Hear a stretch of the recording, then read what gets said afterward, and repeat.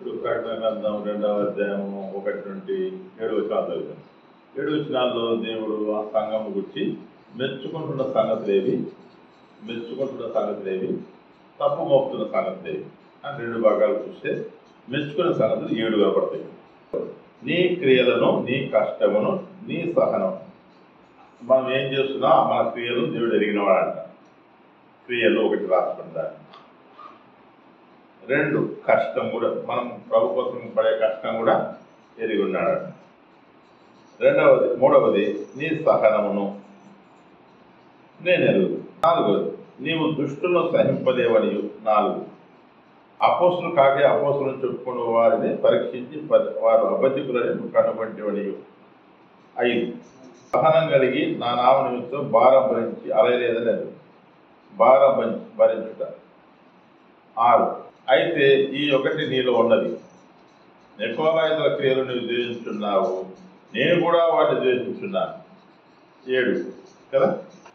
కాబట్టి సంఘంలో 7 విషయాలు దేవుడు మెచ్చుకుంటున్నాడు. అయితే ఒక విషయాన్ని తప్పు మోపుతున్నాడు. 4వది ఆయనను మొదట నీకుండిన ప్రేమను వదిలించవని.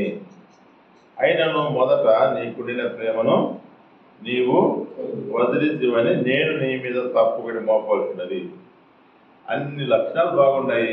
అయితే ఒకటే బలహీనత. ఏంటి ఆ బలహీనత? మొదటి ప్రేమ. ఇప్పుడు కూడా ఉంది ప్రేమ. ఒకటే సహనంగా ఉన్నాడు, భారం భరిస్తున్నాడు. తర్వాత దుష్టుగా వారిని మరి సహించలేక అపోస్తులు కాకే అపోస్తులు చెప్పి వారిని వెలివేస్తున్నాడు. నికోలాయితుల బోధ ద్వేషిస్తున్నాడు. అన్నీ ఉన్నాయి. ప్రేమ ఇప్పుడు కూడా తగ్గలే. కాబట్టి ఏం లేదు, మొదటి ప్రేమ వదిలించవని నేను నీ మీద తప్పొకటి మోపవలసినది. 5వది నీవు ఏ స్థితిలో నుండి పడితివో అది జ్ఞాపకం చేసుకొని మారు మనసు పొంది ఆ మొదటి క్రియలు చేయము. అట్లు చేసి నీవు మారు మనసు పొందితేనే సరే. నేనేలా నేను నీ ఎదురుకు వచ్చి నీ దీపస్తంభమును దాని చోటు నుండి తీసివేసును. దీపస్తంభం తీసివేస్తే పరిస్థితి ఏంటిగా?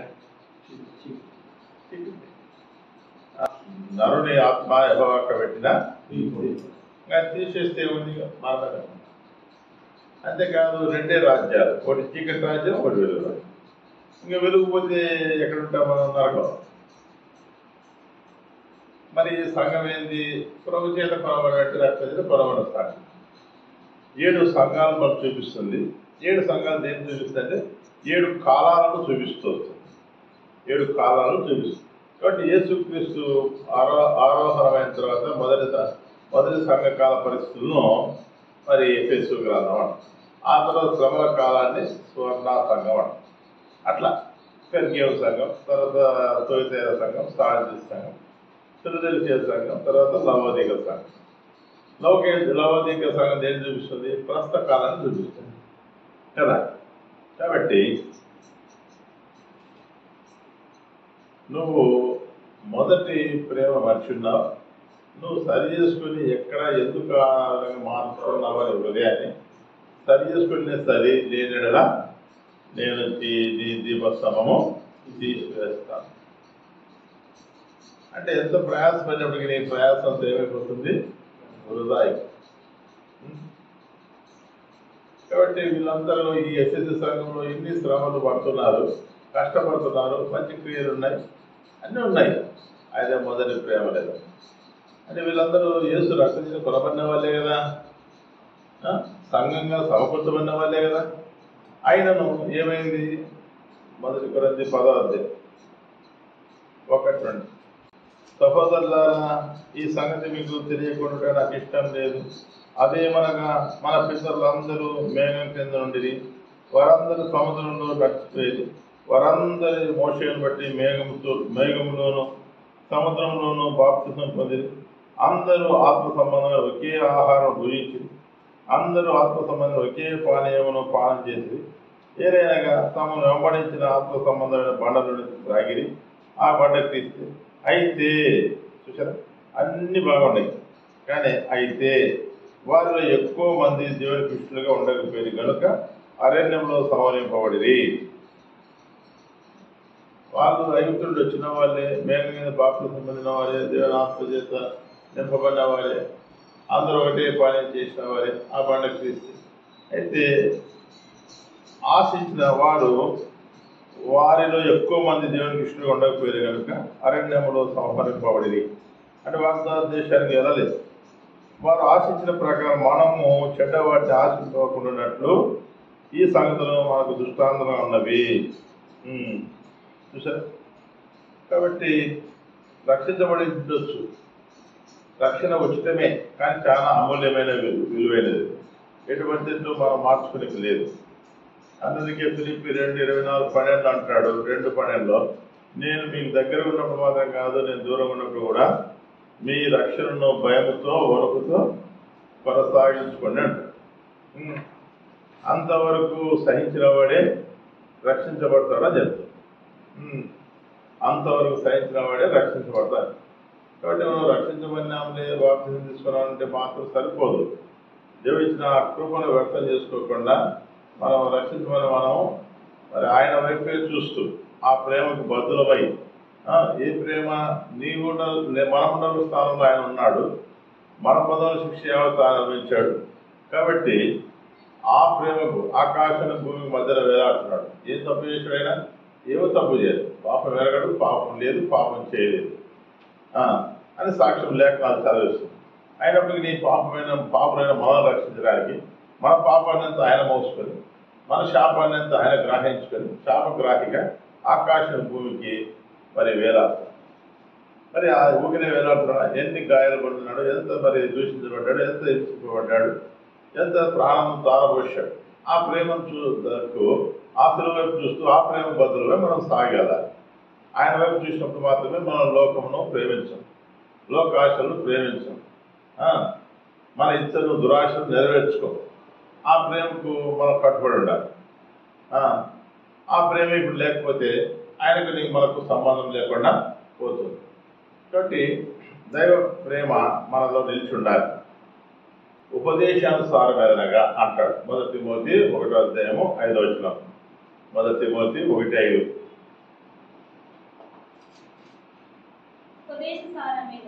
ఉపదేశానుసారమేదనగా చూసారా, పవిత్ర హృదయం నుండి, మంచి మనసాక్షి నుండి,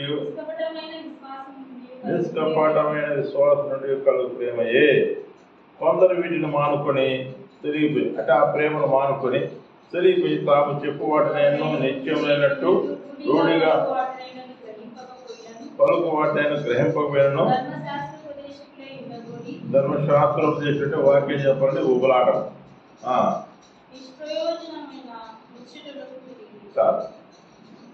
చూసారా. కాబట్టి ఈ ప్రేమను పోగొట్టుకున్నారు. ఈ ప్రేమను పోగొట్టుకుని ఉపదేశాలనే చేస్తున్నారు. అయితే వారు చెప్పువాటి నేను నిశ్చయంగా ఎరగని వారుగా బయట ఎంతో మంది చూస్తున్నాం. ధర్మశాస్త్రోపదేశకులు అంటే అట్లా వాక్యం అయితే చాలా బలబుద్ధి చెప్తారు, దాన లోతులు చెప్తారు, చాలా మర్మాలు చెప్తారు, చాలా రహస్యాలు చెప్తారు, చాలా దూరంగా చెప్తారు, చాలా వాగ్దానితో చెప్తారు. అయితే ఏం లేదంటే వాళ్ళ దగ్గర వారు చెప్పే వాటిని వాళ్ళు ఎరగకనే చెప్తారు. రూఢిగా ఉన్నాయని చెప్పే వాటిని కూడా వాళ్ళు ఎరగరండి.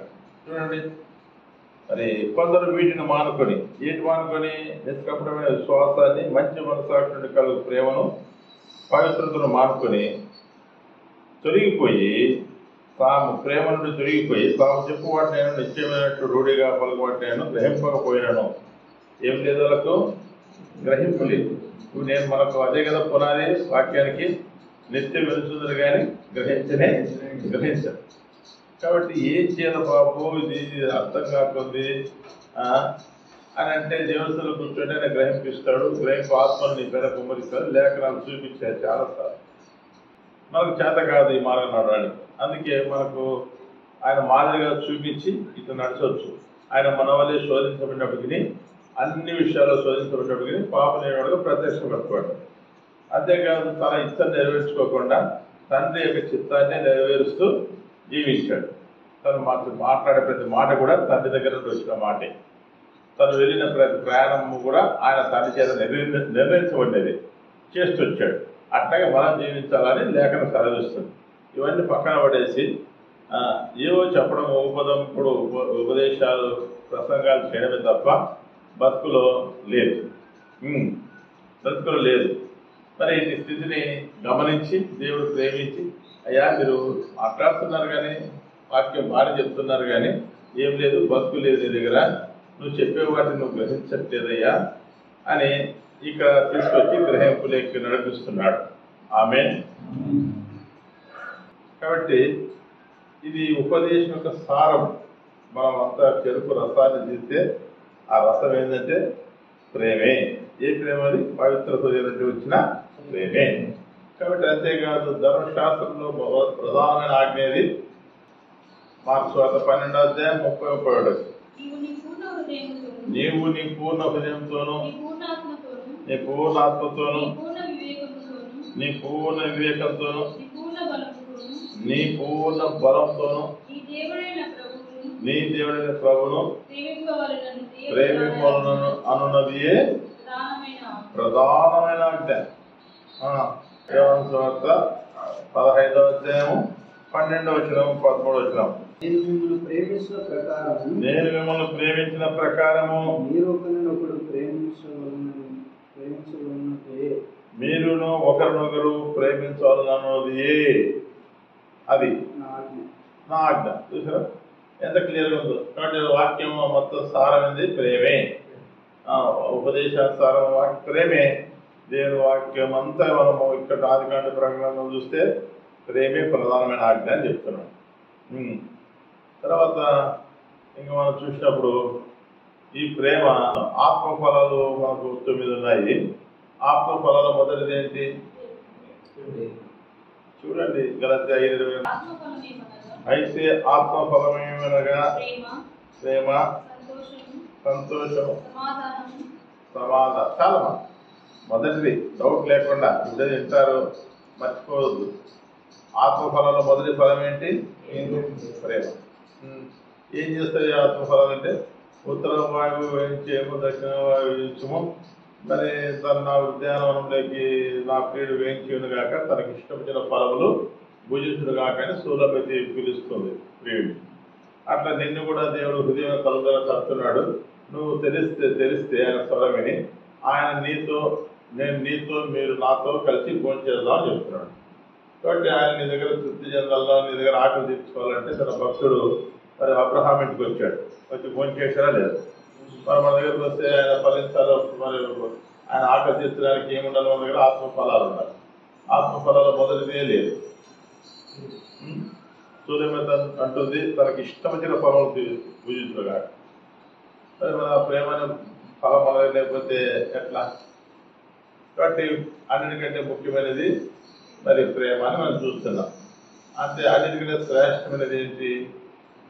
1 కొరింథీ 13వ అధ్యాయం 13వ వచనం.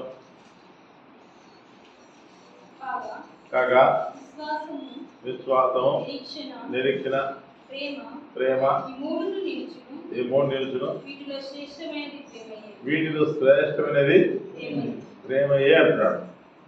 ఏమి దీనికి ఇంత విలువ అంటే, ఈ ప్రేమ మనకు క్షేమాభివృద్ధి కలగజేస్తుంది. 1 కొరింథీ 8:1.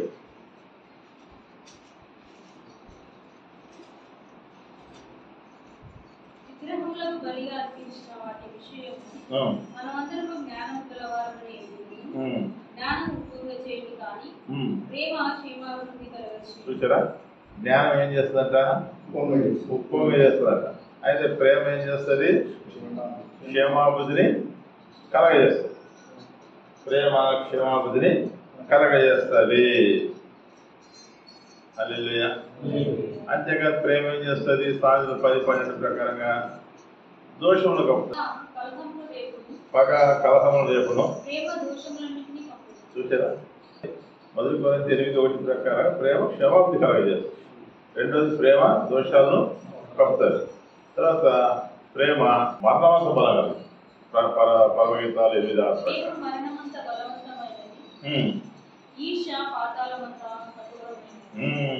కాబట్టి ప్రేమ మరణం అంతా బలగలదు. కాబట్టి అంటే ప్రేమిస్తే ప్రాణం పెట్టాడు యేసుక్రీస్తు. అట్లా మనకేం చెప్పంటే నీ సహోదరుని కొరకు నువ్వు ప్రాణం పెట్ట భద్రుడు అని. నువ్వు మన పరిస్థితి ఎట్లుంది? లోపల కనపడినప్పుడు హవారి బ్రదర్ ఎలా ఉన్నారు బ్రదర్, బాగున్నారా? బయట ఎక్కడైనా కనపడినప్పుడు సరే వాడు మన పాస్టర్ గారు వెళ్ళాడు, మన సహోదరి కదా, ఎంతో ప్రేమ మాట్లాడినాడు చర్చిలో వెళ్ళినప్పుడు అని పోయి ప్రేజగాడన్నా అంటే హవారి బ్రదర్ అంటే నువ్వెవరు అని. ఇట్లా ఇదే జరుగుతుంది వాస్తవం. కాబట్టి ఈ ప్రేమ నువ్వు కలిగి ఉండాలి. మత్తయి సువార్త 12:2 మీరు నా నామ నిమిత్తము అందరి చేత ద్వేషించబడదురు అంతవరకు సహించిన వాడు రక్షింపబడదు. చూసారా? అంతవరకు సహించడం అంటే ఏంటి? ప్రేమ కలిగి ఉండాలి, అంతే కదా. అంతవరకు సహించాలంటే ఏంటి? అలా ప్రేమ ఉండాలి. మత్తయి సువార్త 24:12 అక్రమ విస్తరించుట చేత అనేకుల ప్రేమ చల్లారు. కాబట్టి ద్వేషించబడతావు, అంతేకాక మోసగించబడతావు. అయినప్పటికీ నేను ఎట్లుండాలంట? నీ హృదయం మారదు. నీ హృదయం దేవుడు కొన్నిసార్లు అంత కలగ చేస్తాడు. మోసపోవారును మోసపుచ్చువారును ఆయన వశం ఉన్నారని యోగుల 23:12 చెప్తాడు కదా. మోసపుచ్చువారును మోసపోవారును ఆయన వశం, ఆయన అనుమతిస్తాడు కొన్నిసార్లు. అయితే మనం మాత్రం ఏం చేయకూడదు? ప్రేమను చల్లార్చకూడదు.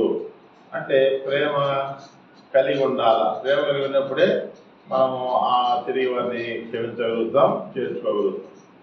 కాబట్టి ప్రేమ ద్వారా దేవుడు లోకాన్ని జయించాడు. సరే, మనం కూడా అట్టి ప్రేమ కలిగి ఉండాలని దేవుడు చెప్తాడు. అయితే అట్టి ప్రేమ లేకపోతే ఆయనకు మనకు సంబంధము లేదు. కాబట్టి అది లేకపోతే దేవుని వాక్యం ఎంత బోధించినా ఏం చేసినా నువ్వు దేవుని వాక్యం నెరవేర్చిన వాడు కావంటుంది ఈ వాక్యం. రోమా 13:10 ప్రేమ కలిగి ఉంట చూసారా? ప్రేమ కలిగి ఉంట ధర్మశాస్త్రాన్ని నెరవేర్చిన వాడు పెద్దవాడు. ఆ ప్రేమ తీసేసుకొని నువ్వు అన్ని చేసినా నువ్వు ఏమి చేయలేని వాడివి. యాకోబు రాసిన 2వ అధ్యాయం ఏమంటాడు? తీయొద్దులేండి. ధర్మశాస్త్రం 10 ఆజ్ఞలు 9 ఆజ్ఞలు నెరవేర్చి ఒక ఆజ్ఞ తప్పిపోయినా అన్నీ తప్పిపోయినట్లే రాయబడింది. కాబట్టి ప్రేమ లేకుండా నువ్వు ఏం చేసినా నువ్వు ధర్మశాస్త్రం నెరవేర్చిన వాడవు కావు. నువ్వు ప్రేమ కలిగి ఉంటే నువ్వు ధర్మశాస్త్రము అంతయు నెరవేర్చిన వాడు అని చెప్తున్నాడు. ధర్మశాస్త్రం అంతయు నెరవేర్చిన వాడు అంటున్నాడు. గలతి అదే వచనానికి మరొక వచనం, గలతి 5:14 ధర్మశాస్త్రం అంతయు నిన్ను వలె నీ పొరుగువాని ప్రేమించు. ధర్మశాస్త్రం అంతయు గ్రహణిస్తే నిన్ను వలె నీ పొరుగువాన్ని ప్రేమించు నేనేది చెప్పు. ఒక మాటలో సంపూర్ణతలోకి వస్తుంది. కాబట్టి ప్రేమ కలిగి ఉంటుంటే ధర్మశాస్త్రం నెరవేర్చేవాడవే అని చెప్పబడుతుంది. రోమా 13:10 చదివాం, గలతి 5:14 చదువుతూ వచ్చాం. అట్లాగే కాబట్టి ఈ ప్రేమ ఏమంటారంటే పరిపూర్ణతకు అనుబంధమైనది అంటారు. ఈ ప్రేమ కలిగి ఉంట పరిపూర్ణతకు అనుబంధమైనది అంటారు. ఎక్కడ? కొలస్సీ 3:14 వీటన్నిటికి పైన అంటే పైన కొన్ని లక్షణాలు ఉన్నాయి, మంచి లక్షణాలు. క్షమించే గుణము, లేకుంటే సాత్వికము, దయాలతో కొన్ని ఉన్నాయి కదమ్మా. అయితే జాలిగల మనసు ఏమో ఉన్నాయి, దయాలుత్వము, వినయము, సాత్వికం ఉంది, దీర్ఘశాంతం అన్నీ ఉన్నాయి. అయితే వీటన్నిటి పైన పరిపూర్ణతకు అనుబంధమైన ప్రేమను ధరించుకోండి అయ్యా. ఎన్నున్నా ప్రేమ లేకపోతే నువ్వు వ్యక్తులు అవుతావు అని చెప్పబడుతుంది. మరి ఎంతమంది కలిగినారు ప్రేమ? కాబట్టి ఇక్కడ ప్రేమ ఎంత ముఖ్యమో మనకు బోధించబడుతూ వస్తుంది. ప్రేమ అన్నిటికీ పరిపూర్ణతకు అనుబంధమైనది ప్రేమ. అంటే పరిపూర్ణుడు ఎవరు? మత్తయి 5:47 ప్రకారంగా తండ్రి అయిన దేవుడు పరిపూర్ణుడు, తండ్రి పరిపూర్ణుడైన ప్రకారం మీరును పరిపూర్ణులైన అని చెప్పబడుతుంది కదా. కాబట్టి తండ్రి యొక్క పరిపూర్ణత, క్రీస్తు యొక్క సంపూర్ణత మనలో ఏర్పరచబడాలి. మీ తండ్రి పరిపూర్ణత ప్రకారంగా మీ పరలోక తండ్రి పరిపూర్ణుడు కనుక మీరు కూడా పరిపూర్ణంగా ఉండండి అని చెప్తుంది ఆజ్ఞని. మరి పరిపూర్ణం కాబట్టి ఎప్పుడు మనం పరిపూర్ణమవుతాము? ప్రేమను మనం కలిగి ఉన్నప్పుడే పరిపూర్ణమవుతూ వస్తాం. ఆమేన్. కాబట్టి ఇటు ప్రేమ అన్నిటికంటే శ్రేష్టమైనది అంటున్నాడు. ఎందుకు అన్నిటికంటే, దేనికంటే శ్రేష్టమైనది అని చూద్దాం. మొదటి కొరింథీ 13 1-2 చదువు. మనుషుల భాషలతోనూ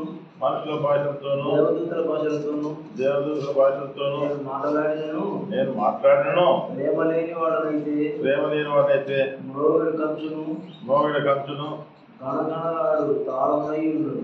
అంటే దీని అర్థం ఏంటి? ఎన్ని భాషలు మాట్లాడినా దేవుని ప్రేమ లేకుండా పెట్టలేదు కదా. కానీ మొదటి పాయింట్, భాషలు మాట్లాడిన ప్రయోజనమే. ఈరోజు అందరూ భాషలు మాట్లాడితే ఇంకా అంతా పరిపూర్ణం అనుకుంటున్నారు. కాదు. రెండో పాయింట్, ప్రవచించు కృపావరములు కలిగి. రెండవది, ప్రవచించే వరం నీ దగ్గర ఉన్నా ప్రేమ లేకపోతే వ్యర్థమే.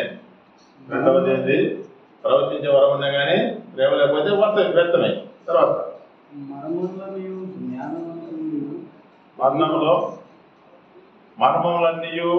జ్ఞానమంతయు ఎరిగిన వాడవైనను.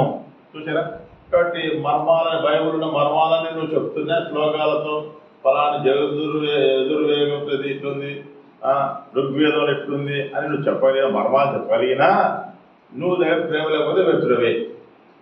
తర్వాత జ్ఞానమంతయు, అర్థమైందా? జ్ఞానమంతయు నువ్వు కలిగి ఉన్నా ప్రేమ లేకపోతే వ్యర్థమే. బైబిల్ జ్ఞానం ఎంతో ప్రదర్శిస్తున్నారు ఈ దినాల్లో. బైబిల్ జ్ఞానం ఎంతగానో ప్రదర్శిస్తున్నారు. దాన్నే బైబిల్ వండర్స్ అంట. వల్ల బైబిల్ వండర్స్ అని పెట్టి జ్ఞానం అంతా ప్రేమ లేకపోతే వ్యర్థుడవే. తర్వాత కొండలను పెకిలింపగల పరిపూర్ణ విశ్వాసం గలవాడైనను ప్రేమ లేని వాడనైతే నేను వ్యర్థుడు. కాబట్టి ఎంతో నీ బలమైన విశ్వాసం ఉండొచ్చు, కానీ ప్రేమ లేకపోతే వ్యర్థుడవే. కొండలను పెకిలించగల బలమైన విశ్వాసం నీ దగ్గర ఎంతున్నా, నీ దగ్గర నువ్వు ఎన్ని అద్భుతాలు చేసినా, ఎన్ని సూచక్రియలు చేసినా ప్రేమ లేకపోతే పెడతారు. తర్వాత చూద్దాం. బీదల పోషణ కొరకు నా ఆస్తి అంతా ఇచ్చినను కాల్చబడుటకు నా శరీరం అప్పగించినను ప్రేమ లేని వాడనైతే నాకు ప్రయోజనం లేదు. చూడ, బీదలను పోషణ కొరకు ఆస్తి అంటే త్యాగం, అంతే కదా. ఎంత త్యాగం అనే కానీ ప్రేమ లేకపోతే వ్యర్థమే. అంతేకాదు, మరి కాపులకు శరీరం అప్పచెప్పుకోవడం అంటే సమర్పణ, అంతే కదా. తాను పరిశుద్ధం అనుకూలమైన సజీవంగా అర్పించుకోవడం, అర్పణగా అప్పచెప్పుకోవచ్చు శరీరాన్ని. మంచిది. ఏదైతేనేమి ఈ ప్రేమ అనేది చాలా ప్రాముఖ్యమైనది. ఇది మనము అన్నిటిపైన అనుబంధమైన, పరిపూర్ణతకు అనుబంధమైన ప్రేమను మనం తెలుసుకొని ఉండాలని చెప్పబడుతుంది. కాబట్టి ఈ ప్రేమను మనం ఏం చేయాలి అంటే పవిత్ర హృదయం నుండి రావాలి. ఇప్పుడు క్యాన్ వచ్చింది, క్యాన్ లోపల మినరల్ వాటర్, మంచి క్యాన్. కానీ ఆ ట్యాప్ దగ్గర ఏముంది? ఒక జిట్ట తిరుగుతుంది, లేదంటే ఒక సాలెపురుగు తిరుగుతుంది. మనకు పాచి పచ్చగా పాచి కనబడుతుంది. పోయి తీసుకొచ్చినప్పుడు చూసినప్పుడు కనపడుతుంది. చూడండి, కనపడినప్పుడు మరి ఎట్లా నీవు అది తాగలుగుతావు?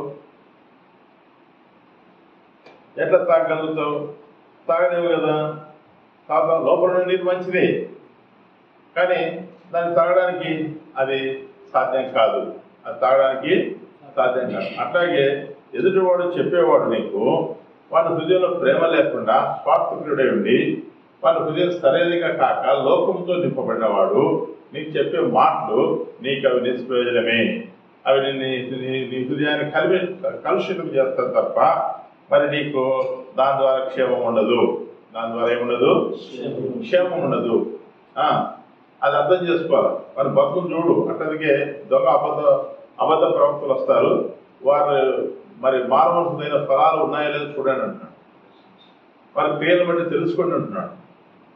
మరి ఎంత గుడ్డితనంగా మనం ప్రభువును దుఃఖపరిచే అహరోను కూడా ప్రధాన యాజకుడే.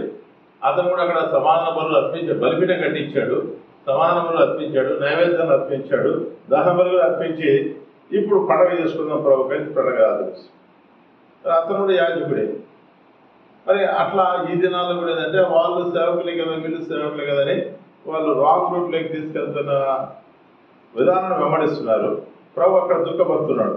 ప్రభు నామం రావాల్సిన మహిమ దొంగలించబడుతుంది, శత్రు సాతాను మహిమపరచబడుతుంది. కాబట్టి దేవుడు కొంతమంది ప్రవక్తలు లేపుతాడు. మోషేని లేపిన దేవుడు, ఆనాడు మందిరం పాడైపోతే హగ్గైని జకర్యాని లేపిన దేవుడు, 7 దినాల్లో జేడీఎఫ్ లేపినాడు.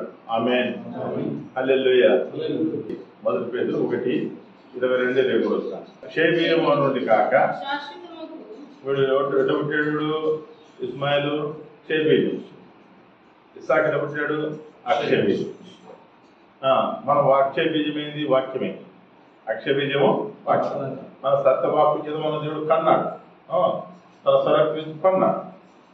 సరే, మీరు క్షయ బీజం నుండి కాక అక్షయ బీజం నుండి శాశ్వతమైన జీవం గల దేవుని వాక్యం మూలంగా అక్షయ బీజం నుండి మీరు పుట్టింపబడిన వారు కనుక వాక్యాంతరంగా నువ్వు నీ పుట్టుకొనింటే నువ్వు ఇగో ఈ అద్భుతాలకు, ఈ యొక్క సూచక్రియలకు, ఈ దయాలు వెళ్ళిపోయినందుకు, కడుపునొప్పి బాగైనందుకు, నీ నడునొప్పి బాగైనందుకు కాకుండా వాక్యం చేత నువ్వు సంధించబడి, అపొస్తలుల 2వ అధ్యాయంలో పేతురు వాక్యం చెప్పినప్పుడు ఎట్లయితే వాళ్ళు హృదయంలో గుచ్చబడి వాక్యానుసరంగా అవును మేము తప్పు చేశామని ఎలా ఒప్పుకున్నారట. వాక్యం చేత ఆత్మచేతను వాక్యం చేత గుచ్చబడి, ఆత్మచేత పాపం గురించి, నీతిని గురించి, తీర్పుని గురించి ఒప్పింపజేయబడిన వాడవైతే అది అక్షయ బీజం. అక్షయ బీజం పుట్టిన వారు కనుక పవిత్ర హృదయం నుండి నిష్కపటమైన సహోదర ప్రేమ కలుగునట్లు. చూసారా, సత్యం అంటే నీ వాక్యమే సత్యం. యోహాను 17:17 ప్రకారం అంటే వాక్యానికి విధేయులవుట చేత మీ మనసులను పవిత్రపరచుకోవాలి. చూసారా, ఈ క్రమంలో వచ్చినదే దైవ ప్రేమ. ఈ క్రమంలో వచ్చిన వాడే నిజంగా రక్షించబడినవాడు.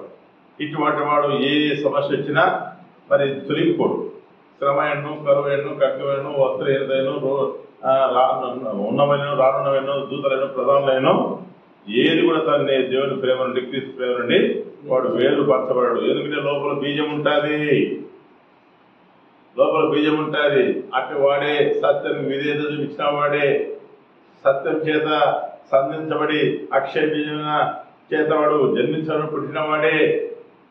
వారి దగ్గరనే దేవుని ప్రేమ దొరుకుతుంది. దేవుని యొక్క మరి అగపే ప్రేమ ప్రవహిస్తూ వస్తుంది. అటు వాని హృదయంలోనే దేవుని ప్రేమ మరి కుమరించబడుతుంది పరిశుద్ధాత్మ ద్వారా.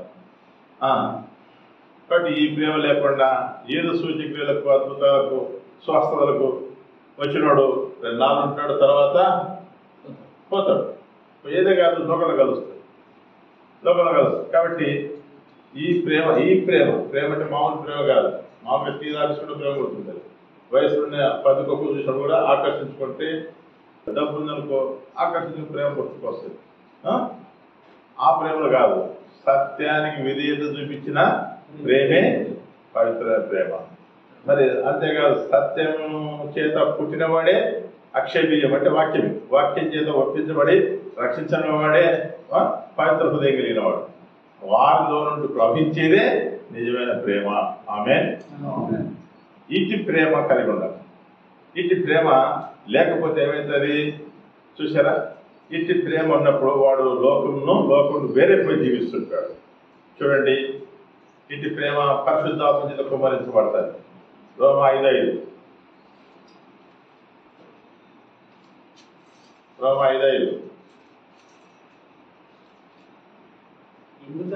ఎందుకనగా ఈ నిరీక్షణ మనం సిగ్గుపరచదు. మనకు అనుగ్రహింపబడిన పరిశుద్ధాత్మ ద్వారా ఎప్పుడైతే దేవుని వాక్యం లోబడి బాప్తిసం పొందుతావో అప్పుడు పరిశుద్ధాత్మ వరం పొందుతారని అపోస్తలుల 2:38లో చెప్పిన ప్రకారంగా మీరు పొందిన ఆ పరిశుద్ధాత్మ ద్వారా దేవుని ప్రేమ మన హృదయంలో కుమ్మరింపబడుతున్నది. ఆమేన్. దేవుని ప్రేమ అంటే పవిత్రమైన ప్రేమ, నిస్వార్థమైన ప్రేమ, అగాపే ప్రేమ, దైవ ప్రేమ మన హృదయంలో కుమ్మరించబడతాయి. కాబట్టి వాక్యం చేత వాడు పుట్టాలి, వాక్యానికి లోబడాలి. అప్పుడు దైవాత్మ వారి హృదయంలో కుమ్మరించే ప్రేమే నిజమైన ప్రేమ. ఆ ప్రేమ 1 కొరింథీ 13 15 లక్షలు గొర్రెల రక్షణ కలిగి ఉంటాయి. ఆమేన్.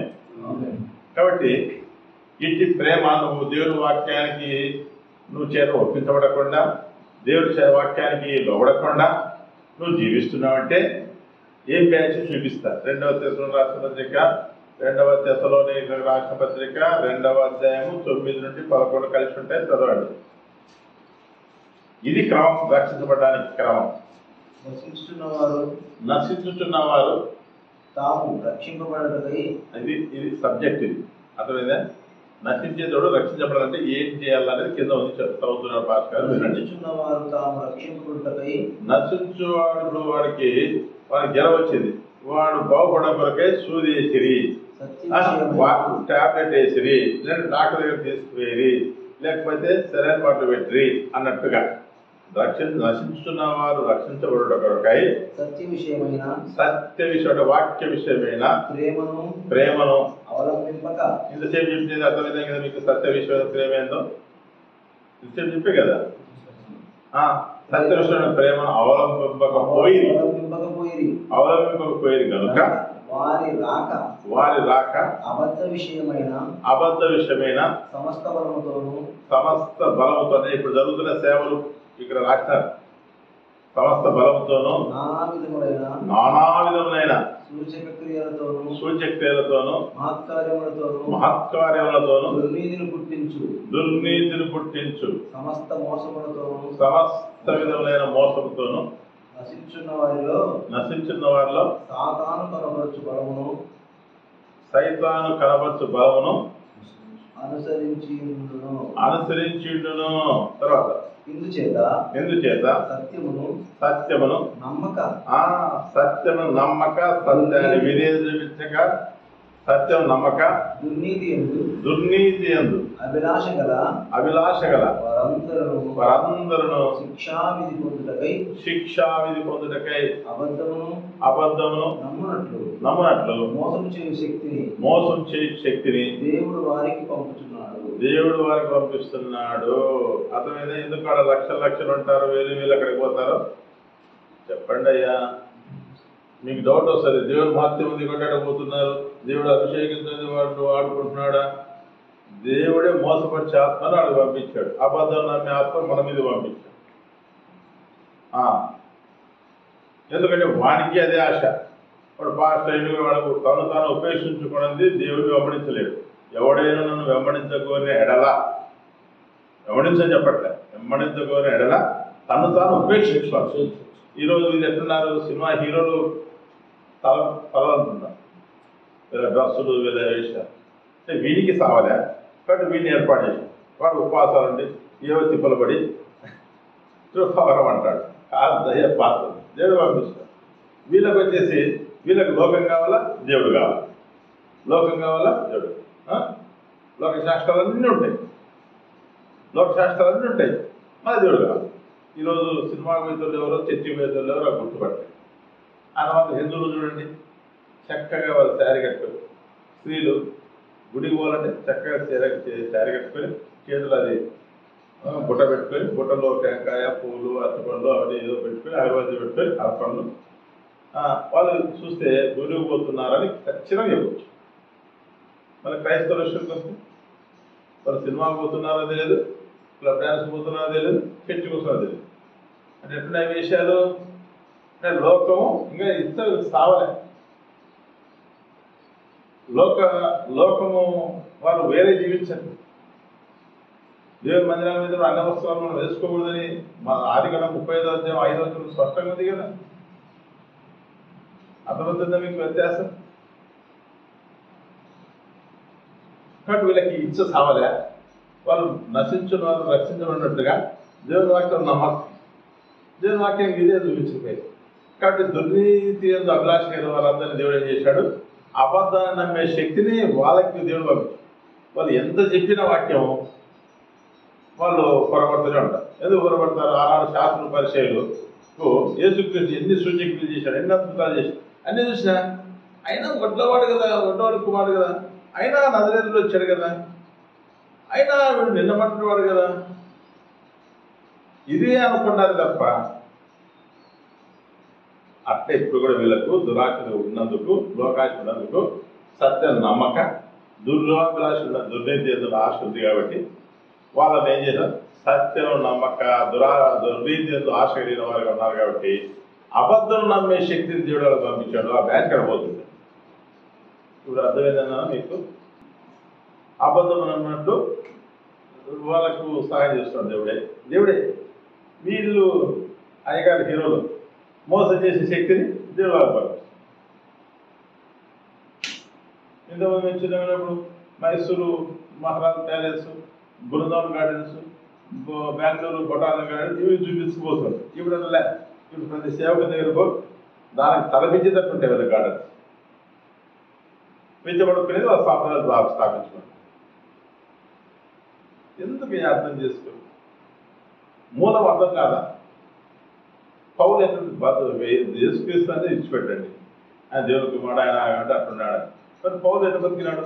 అని నేను సేవ చేసుకోవడం ఒక ఇల్లు లేదు, సత్యకాయని కూడా అధ్యయనం అని చెప్తున్నాను. క్రీస్తు సద్భక్తులు ద్వారా ఇష్టపోతారు. మొదటి 3వ అధ్యాయం 12వ 9వ నుండి 12వ చెప్పవచ్చు. ఏది బతుకు చూసి చూడాలనైనా అట్లా చూడలేదు. ఆయా ఆత్మను దేవుని సంబంధంగా కావో పరీక్షించండి. మొదటి యోహాను 4వ అధ్యాయం 1వ చెప్పిన మాటను పరీక్షించరు. అపోస్తులు కాకి అపోస్తులు కాదని పరీక్షించే సత్తా లేకపోయాను. నికోలైతే అదేది, అపోస్తుల పోదేదో వ్యత్యాసం తెలియకపోయాను. ఏంటి భక్తి? ఎందుకు తిరుగుతాం ప్రతి డేరాకెళ్ళి?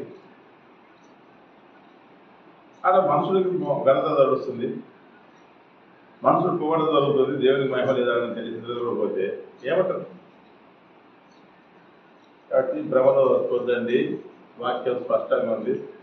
ఎన్నుండే కానీ ప్రేమ లేకుంటే ఆ ప్రేమ ఎప్పుడు రావాలంటే పవిత్ర ప్రేమ ఉంటాం. ఏది ప్రేమ కరెక్ట్ అంటే సత్యములకు అక్షయవేరుడు పుట్టిన ప్రేమ, సత్యానికి విధేయత చూపించిన ప్రేమ, పరిశుద్ధాత్మ చేత హృదయంలో కుమ్మరించబడిన ప్రేమ కలిగిన వాడే ప్రభు పని చేస్తాడు. అటు వాడు చేసే పని పరీక్షకు నిలబడుతుంది.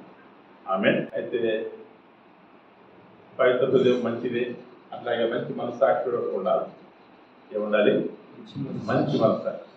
అయితే మంచి మనస్సాక్షి కొన్నిసార్లు మనకు పవిత్రంగా ఉన్నాయి, కానీ ఈ లోకంలో జీవిస్తున్నప్పుడు మనకు తెలియకొని మన మనస్సాక్షి బలహీనపడతాం. ఆ మనస్సాక్షి మొదటి కొరింథీ 8:7. అయితే అందరి యందు ఈ జ్ఞానం లేదు.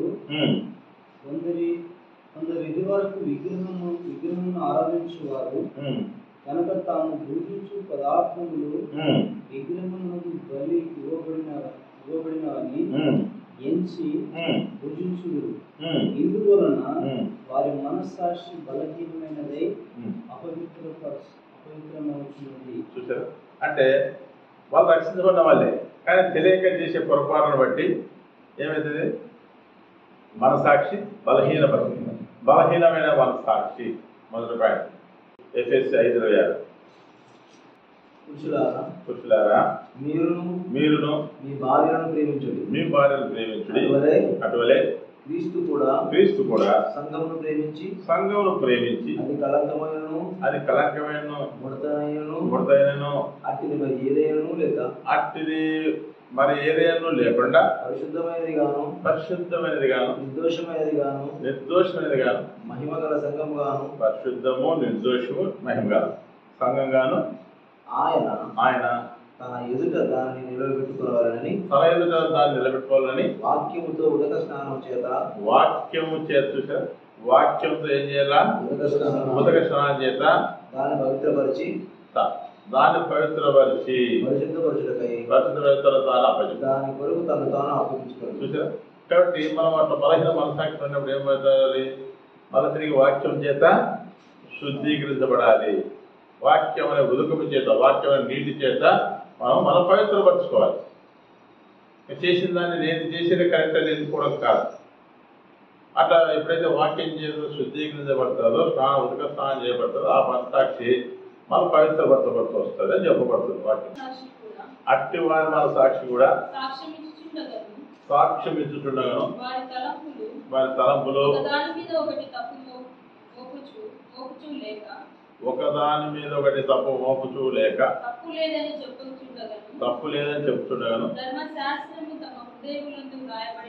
ధర్మశాస్త్రం హృదయమునందు రాయబడినట్టుగా చూచున్నారు. నా సువార్త ప్రకారం యేసుక్రీస్తు ద్వారా మనుషుల రహస్యములను విమర్శించి దినమందు ఇలా వస్తారు. రోమా 2:14-15 చదివినారు. అంటే ఇప్పుడు యేసు కాలంలో ధర్మశాస్త్రం ఉందా? కానీ అతను ఏం చేశాడు? పొరుగువాడి భార్యను, అంతేకాదు మరి వ్యభిచారాన్ని, పవిత్రతను కాపాడు. అట్లాగే అబ్రహాం కాలంలో ధర్మశాస్త్రం ఉందా? మరి దశభాగం ఇచ్చాడా లేదా? అట్లా వాళ్ళు ధర్మశాస్త్రం లేకపోయినప్పటికీ వారు మనస్సాక్షే వారు మన ధర్మశాస్త్రంగా భావించి మంచి మనస్సాక్షులు ఉన్నారు. బట్ మనకు వాక్యం వచ్చింది, ధర్మశాస్త్రం వచ్చింది, వాక్యం వచ్చింది. వాక్యం వచ్చిన తర్వాత కూడా భయం లేని భక్తి ఏంటి? బట్ మంచి మనస్సాక్షి నుండి కలుగు ప్రేమయే దేవునికి ఇష్టమనేది. బట్ మనస్సాక్షి బలహీనపరచబడినప్పుడు మనం ఏం చేయాలి? తిరిగి మనం వాక్య వెలుగులోకి వచ్చి సరి చేసుకోవాలి. అప్పుడు మనం పవిత్రపరచబడతాం. మంచి మనస్సాక్షి చెప్పాను రోమా 2:14-15 ప్రకారంగా. తర్వాత మరి రెండవ విషయంలో ఇందాక చదివించిన ఏది చదివించాను? 1 కొరింథీ 8:7 ప్రకారంగా బలహీనపరచు మనస్సాక్షి, బలహీనపరచబడిన మనస్సాక్షి చూపిస్తా. మూడోది చూపిస్తా. 1 తిమోతి 4:2 అయితే కడవరి దినములలో కొందరు అబద్ధికుల వేషధారణ వలన చూసారా? ఇప్పుడు ఇదే చెప్తున్నది. కొందరు మోసపరచు ఆత్మల యందు దయ్యముల బోధ యందు లక్ష్యముంచి విశ్వాస భ్రష్టులగుదురని ఆత్మ తేటగా చెప్తున్నది. ఆ అబద్ధికులు ఏ మనసాక్షి? ఇక్కడ వాతవేయబడిన మనసాక్షి, వాతవేయబడిన మనసాక్షి వారై వివాహం నిషేధం చెప్తున్నారు. అంటే దేవుడు ఏదైతే పవిత్రం చెప్తాడో దాన్ని నిషేధమని చెప్తాడు.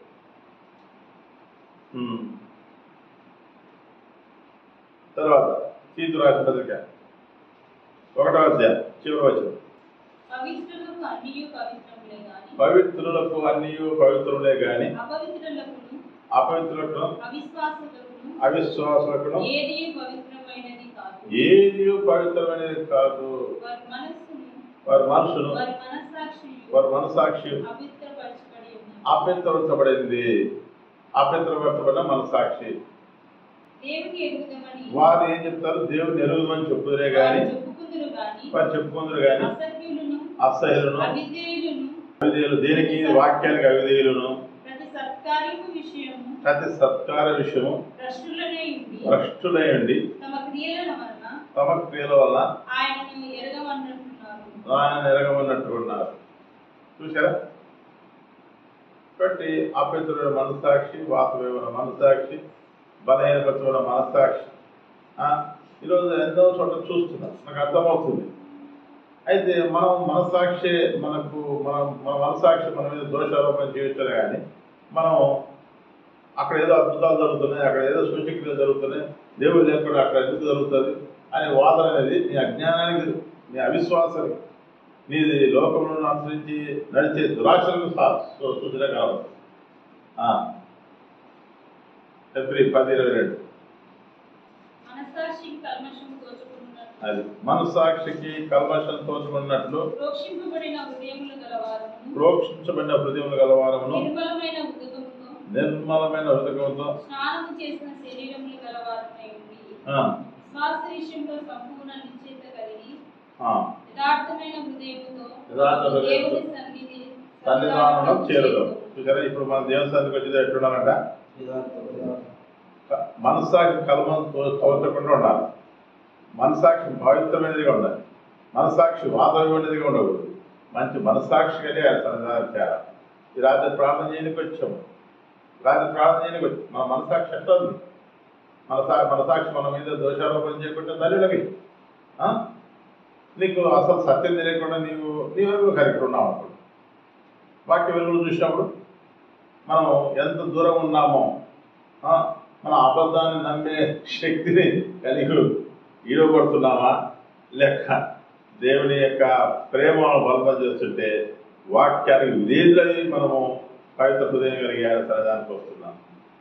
మనస్సాక్షి కల్మషం తోచుకున్నట్లు ప్రోక్షింపబడిన హృదయములు గలవారము, ప్రోక్షణ అంటే యేసు రక్తం చేత ప్రోక్షించిన హృదయములు గలవారమును, నిర్మలమైన ఉదకముతో, నిర్మలమైన వాక్యం, ఉదకమంటే వాక్యమే కదా, నిర్మలమైన ఉదకముతో స్నానము చేసిన శరీరములు గలవారమునై, స్నానం చేసిన శరీరములు గలవారమై ఉండి విశ్వాస విషయంలో సంపూర్ణ నిశ్చయత కలిగి యథార్థమైన హృదయంతో మనం దేవుని సన్నిధానకు చేరుదము. కాబట్టి స్త్రీలారా, మన మనసాక్షి మన పైన దోషారోపణ చేస్తుండగా మనం చేసే ప్రార్థనలు, అర్పణలు, మనం చేసే ప్రసంగాలు, మనం చేసే సేవ దేవునికి అంగీకారంగా ముందు ప్రేమ కలిగి ఉండాలి. ఆ ప్రేమ ఎలా అక్కడ ఉండాలనో చెప్తూ వచ్చాను. దాన్ని మనం కలిగి చేసినప్పుడే ప్రభు మన సంతోషిస్తాడు, ఆయన నామం కనపరుచుకుంటాడు, ఆయన నామను మహిమపరచుకుంటూ వస్తాడు. అనేక ఆత్మను ఆయన రాజ్యానికి సంపాదించుకుంటూ వస్తాడు. ఇవి ఏమి లేకుండా నేను ప్రసంగం చేస్తాను, నేను పాడతాను, నేను ప్రార్థన చేస్తాను, నేను త్యాగం చేస్తాను, నువ్వు ఏం త్యాగాలు చేసినా అంతా కొట్టువేయబడదు. ఎఫెసీ సంఘంలో 7 గుణలక్షణాలు చూపించి సహనము, కష్టము, క్రియలు, భారం భరిస్తున్నాడు. ఎన్ని భారాలు భరిపించిన దేవుడి దగ్గర మన మార్కులంతా 0 మార్కులే. అంతేకాదు దీపం తీసేస్తాం. ప్రతి రాత్రి ఆ ప్రేమను మనం కలిగి ఉండడానికి దేవుడు మనం ప్రేరేపిస్తున్నాడు. అంతేకాదు లోకంలో ఏం జరుగుతుందో మనం వివరిస్తూ వచ్చాడు. అంతేకాదు మరి ఇంటి ప్రేమ మనం కలిగి ఉండాలంటే మన మనసాక్షి కల్మషం తోచుకొని ఉండాలి. మంచి మనస్సాక్షి కలిగి ఉండాలి. మన మనస్సాక్షి బలహీనపరచబడ్డప్పుడు వెంటనే వాక్యం చేసి దాన్ని ఉదక స్నానం చేసుకొని పవిత్రపరచుకోవాలి. వాతమైన మనస్సాక్షిగా ఎన్నిసార్లు విన్నా అట్లాగే వెళ్ళిపోతుంటే దేవుడు మరి ఏమంటాడు? ఎన్నిసార్లు విన్నాను లోపరుచుకునేవాడు, సామెత 29:1 ఎన్నిసార్లు గద్దించిన లోపరుచుకునేవాడు మరి హఠాత్తుగా నాశనం అవుతున్నాడు. మరి వాతవేమో మనస్సాక్షి జ్ఞాపం చేసుకో. అభ్యంతరం దేవుడిని ఎరుగుమని చెప్పుకుంటూ ఆ క్రియల్లో ఎరగమన్నట్టుగా జీవిస్తున్న అభ్యంతరంతో మనస్సాక్షిగా ఉన్నాము జ్ఞాపం చేసుకున్నవి రా. ఎందుకు ఇంత జరుగుతుందంటే ఒకటే లోకంని ప్రేమిస్తుంది. లోకంలో ఎప్పుడైతే ప్రేమిస్తామో దేవుని పరిశుద్ధాత్మ చేత మన ప్రజలకు కుమ్మరించిన ప్రేమ మన దగ్గర ఉండదు. అప్పుడే ఇది తప్ప, అది తప్ప, అదట తప్పు, ఇదట తప్పు అని వాదనలు. లోకాన్ని ఆశ్రయించుకోలేక నేను లోకంలో దురాశలుగా నిన్ను ఆకర్షిస్తున్నది, ఏలుబడి చేస్తుంది. ఎందుకంటే 1 యోహాను 2:15 1 యోహాను 2:15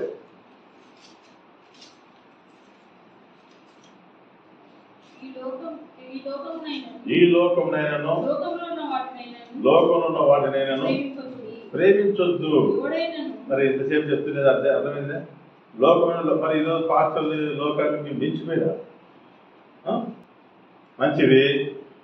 కాబట్టి లోకమైన వాటిని ప్రేమించకూడదు. ప్రేమిస్తే తండ్రి ప్రేమ మనలో ఏంటి? తండ్రి ప్రేమ అంటే పరిశుద్ధాత్మ ద్వారా కుమ్మరించబడిన ప్రేమ ఉండదు. ఇంకా మనకు పెట్టినోడికి మనం పెడతాం, వాడు జీవిస్తాడు, మనం పిలుస్తాం. ఈ ప్రేమ ఉంటుంది మానవ సంబంధ ప్రేమ, మానవ హద్దుబాటు కొన్ని ప్రేమ. ఆ ప్రేమను పక్కన వదిలిపెట్టి దైవ సంబంధమైన ప్రేమను మనం కలిగి దేవుడికి ప్రీతికర సేవ చేయడానికి ఆ పుత్రుడు సహాయం చేసిన గాక. మనసాక్షి మనము పవిత్ర హృదయమును యథార్థ హృదయం కలిగి మరి ప్రోక్షిత మనసాక్షి కలిగి మరి దేవుడి సన్నిధానానికి చేరడం గాక. దేవుడి మాట దీవించడం గాక. ఇటు మనసాక్షి మరి మనసాక్షి శుద్ధీకరించబడుతుంది అన్నాను. వాక్యం చేత శుద్ధి, తర్వాత రక్తం చేత నిత్యుల ఆత్మ ద్వారా దేవునికి తన తాను నిర్దోషిగా అర్పించుకున్న క్రీస్తు రక్తం మనం ఉన్న నిర్జీవికులను విడిచిపెట్టి జీవగల దేవుని సేవించడానికి మన మనసాక్షిని ఎంతగానో శుద్ధీకరిస్తుంది. నిత్యుల ఆత్మ ద్వారా తను తాను దేవునికి నిర్దోషినిగా అర్పించుకున్న క్రీస్తు యొక్క రక్తం మనలో ఉన్న నిర్జీవికులను విడిచి జీవగల దేవుని సేవించుటకు మన మనసాక్షిని ఎంతో ఎక్కువగా శుద్ధి చేయడం. ఆమేన్. ఒకటి రాత్రి వాక్యం చేత క్రీస్తు రక్తం చేత మన మనసాక్షి శుద్ధీకరించుకొని ఆ జీవ దేవుని సేవిస్తూ మనం ఆయన సంతోషపరుద్దాం. యథార్థ చేరి మనం చేసే ప్రార్థన ఆయనకు ఆనందదాయకంగా ఉంటుంది. అది లేకుండా చేసే ప్రార్థన జవాబు రాదు. సామెతలు 15:8 భక్తిలో అర్పించే బలులు అంటే తెచ్చుకునే కాదు, ఇచ్చుకునేవి కదా. కాబట్టి భక్తి నుంచి నువ్వు ఎంత ఇచ్చినా ఎంత సేవ చేస్తున్నా దేవునికి హేయమని. అయితే యథార్థవంతుల ప్రార్థన ఆనందదాయకం. ఇందాక ఆయన సంధిగా వచ్చిన మనము యథార్థ హృదయము ప్రోక్షణ మనసాక్షి మంచి మనసాక్షి కలిగి అడిగితే ఆయన మనకు అడిగిన దానికంటే ఊహించిన దానికంటే అత్యధికంగా ధారాళంగా దయచేస్తాం. మన బతుకులు మార్చుకోకుండా గ్రహింపు లేకుండా మనం అడిగితే అడిగి అలసిపోయిపోవాల్సింది తప్ప ఏమి మనకు రాదు. ఏది మంచిది? ఉన్నది అడుక్కొని పొందుకొని పోయేది మంచిదా? కడుక్కోకుండా దాన్ని దాచిపెట్టుకొని అడిగి అలసిపోయి లేచిపోయేది మంచిది. మనం యేసు శిష్యులం కదా, ఎట్లుండాలో చెప్తారు. యోహాను సువార్త 13వ అధ్యాయం 34-35 వచ్చిన మీరు ఒకరినొకరు ప్రేమించవాలని మీకు ప్రస్తుత ఆజ్ఞిస్తున్నాను. నేను మిమ్మల్ని ప్రేమించినట్లే మీరును ఒకరినొకరు ప్రేమించవాలను. మీరు ఒక నీడలో ఒకడు ప్రేమ కలిగిన వారైన ఎడల దీన్ని బట్టి మీరు నాకు శిష్యులని అందరూ తెలుసుకుంటారు. ఆమేన్. మనం ఎవరము? యేసు క్రీస్తుని మంచి శిష్యులముగా విశ్వాసముతో సాగెదము. అందరి ఎడల ప్రేమ చూపెదం. యేసు చెంతకు వాళ్ళ పిల్లలుగా నువ్వే వాళ్ళ కలుసుకోవడం కాదు. అర్థమైందా? అందరిని ప్రేమించాలి. అయితే నువ్వు వాళ్ళపై కలుసుకోవడం కాదు, వాళ్ళు నువ్వు తీసుకురాలి ఈ మార్గం. అందరి ఎడల ప్రేమ చూపెదం. యేసు చెంతకు పిలిచెదము. అతి శీఘ్రముగా ఉత్సాహంబుతో రాజమార్గమును చూపెదము. అంటే ఇప్పుడు పోయింది వాళ్ళది వంకర మార్గం, వాళ్ళ వేరు విశాల మార్గం, వాళ్ళ వేరు ముళ్ళ మార్గం, వాళ్ళ వేరు చీకటి మార్గం. అయితే నువ్వు ఏ మార్గం చూపించాలా? సత్య మార్గం, జీవ మార్గం, వెలుగు మార్గం చూపించాలి. నువ్వే వాళ్ళలో కలుసుకుంటే ఇదే కదా ఈ బాధ. అతి శీఘ్రముగా ఉత్సాహంబుతో రాజమార్గమును చూపెదము. మన యేసు ప్రభువు శీఘ్రముగా వచ్చును. అతి వేగముగా సేవ చేయుము. యేసు క్రీస్తుని మంచి శిష్యుల